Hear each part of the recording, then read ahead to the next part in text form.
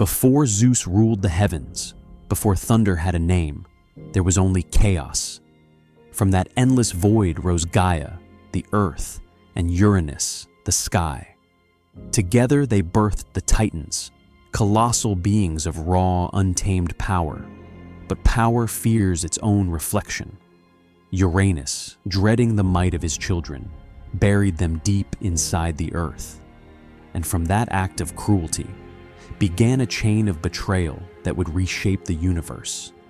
Tonight we journey through the mists of time to uncover a story of a son who would rise to strike down his father, and a war would erupt that shook heaven, ocean, and underworld. This is the story of Cronus, of the Titanomachy, and of how the age of the Titans fell to the new gods of Olympus. 12 mighty beings emerged. Oceanus, whose flowing essence became the river that encircled the world. Coeus and Phoebe, keepers of knowledge and prophecy. Creus, master of constellations and seasons. Hyperion and Theia, parents of the sun, moon, and dawn.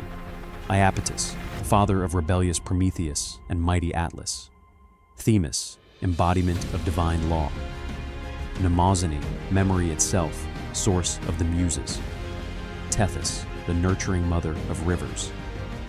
And the youngest and shrewdest of all, Cronus, destined for greatness and doom. But Uranus, fearing the strength of his children, forced each Titan back into Gaia's depths. Their cries echoed like quakes through the young world. Gaia groaned under their weight, wounded and enraged. From her pain came a plan. Gaia shaped a sickle of unbreakable adamant, sharper than any mortal blade. She called to her children. My beloved children, your father has imprisoned you. Will none stand with me to end his tyranny? Fear silenced them, except for Cronus. Ambition burned in his heart like a hidden sun. He alone stepped forward, his eyes glinting with cold resolve. Mother, give me the blade. I will free us. When Uranus descended to embrace Gaia, Cronus struck from hiding. With a single, fateful swing, he severed his father's power, cutting the sky from the earth. Uranus's blood rained upon the soil, and from it sprang the Erinyes, Furies, the Gigantes, Giants, and the Ashwood nymphs known as Miliae. From the severed part that fell into the sea arose a foam, and from that foam Aphrodite, goddess of irresistible love and beauty, emerged to a world newly broken. Cronus, triumphant, hurled Uranus's remains into the ocean and declared himself king of all creation. But Uranus's last breath carried a curse. As you have betrayed me, so too shall you be betrayed. Your own child will cast you down. Cronus ruled the cosmos, joined by his sister wife Rhea, queen of the New Age. This era was known as the Golden Age, when humans lived without toil and nature provided abundance.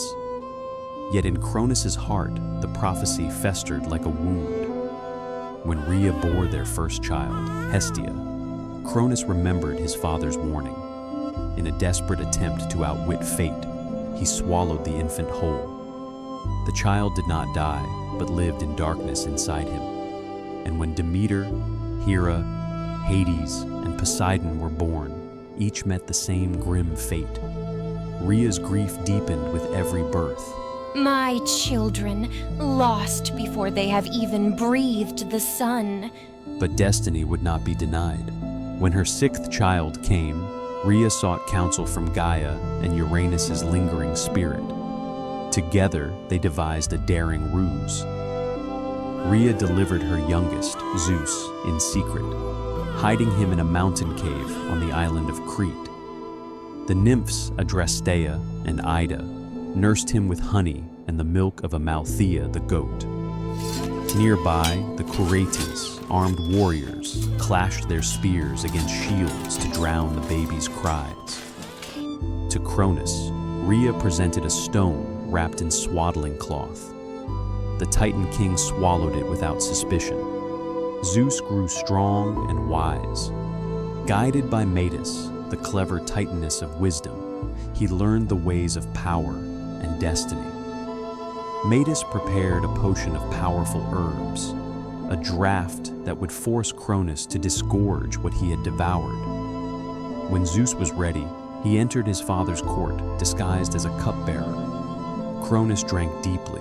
Pain seized the Titan king, and he vomited forth, one after another, the fully grown gods he had swallowed. They emerged unscathed: Hestia, Demeter, Hera, Hades, and Poseidon.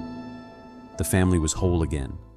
War ignited, the Titanomachy, a conflict that shook heaven and earth for 10 long years. Zeus unleashed thunderbolts forged by the Cyclops, each strike splitting mountains. Poseidon churned oceans into whirlpools and cracked the seabed. Hades, hidden by a helmet of invisibility, struck terror into Titan hearts. Cronus marshaled his siblings, Iapetus, Hyperion, Coeus, and Crius, to resist. But some Titans, like Prometheus and Epimetheus, foresaw change and secretly aided Zeus. The war reached stalemate until Zeus freed the Hecaton-Kyries, 100-handed giants locked away by Uranus. With arms like avalanches, they hurled mountains as if they were pebbles. The sky turned black with stone and lightning. The earth itself screamed. Cronus and his allies fell. The young gods chained them and hurled them into Tartarus, a pit as deep below the earth as the sky is above. The Hecaton-Kyries stood eternal guard. Atlas, who led the fiercest charge, was given a special punishment: to hold up the sky on his shoulders for eternity, a living pillar between heaven and earth. With victory, Zeus and his brothers divided the cosmos. Zeus ruled the sky, Poseidon the sea, Hades the underworld. But the Titan's blood still pulsed through creation. Prometheus would soon defy Zeus by gifting fire to humanity, inviting his own torment. The children of Titans, like Helios the sun and Selene the moon, would shape the cycles of day and night. The age of the Olympians began, yet the memory of the Titans remained, an echo of primeval might, a reminder that even gods cannot escape destiny. Thank you for joining this journey into the ancient world. If you enjoyed this story, consider exploring our next deep dive, where gods, heroes, and forgotten myths await.